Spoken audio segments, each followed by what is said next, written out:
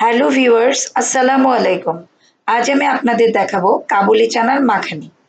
এটি মাঝে মাঝে বিকালের নাস্তা হিসেবে দারুণ যায়।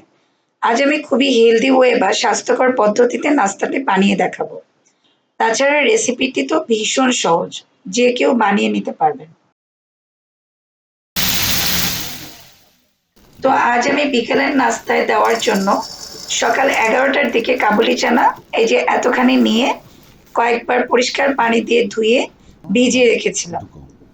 প্রায় ৬ ঘন্টা ভিজানোর পর দেখুন বিকেল ৫টার দিকে কাবুলি চানা ফুলে অনেক হয়ে গিয়েছে আর অনেকটা নরম হয়ে গিয়েছে।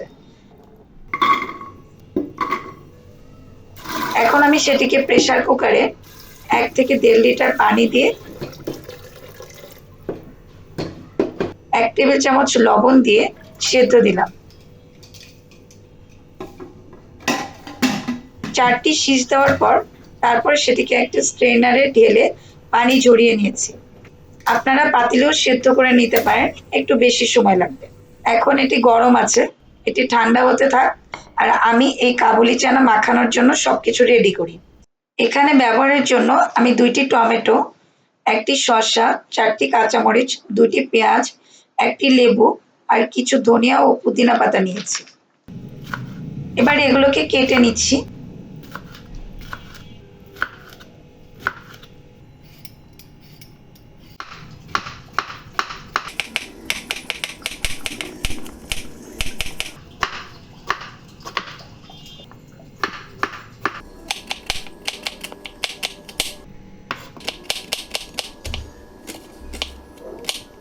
তবে কাবুলি চানা বাংলাদেশে চাষ হয় না, সেই জন্য না দামটা একটু বেশি, ছোট ছোলাচ্ছে আর সব জায়গায় পাওয়াও যায় না।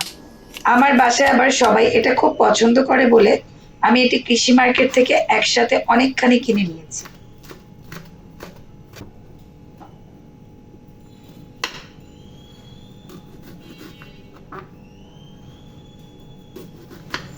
কাটা হলে কাবুলি চানার সাথে একে একে টমেটো, শসা, পেঁয়াজ কুচি, কাঁচামরিচ কুচি, ধনিয়া পাতা ও পুদিনা পাতা কুচি এবং ১.৫ টেবিল চামচ লেবুর রস দিয়ে ভালো করে আলতো হাতে মিক্স করে নিচ্ছি।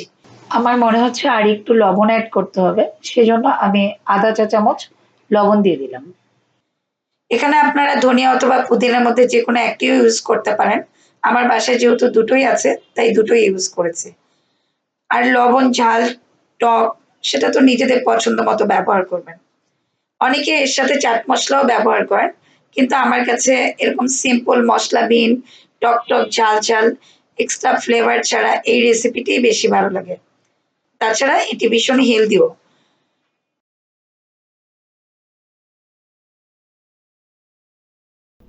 আশা করি আপনাদের এই সহজ নাস্তাটি ভালো লেগেছে। আমার রেসিপিটি ভালো লাগলে অনুরোধ করব চ্যানেলটিকে সাবস্ক্রাইব করুন ও পাশে থাকা বেল আইকনটি ক্লিক করুন। আর ইতিমধ্যেই যারা সাবস্ক্রাইব করেছেন তাদেরকে অসংখ্য ধন্যবাদ।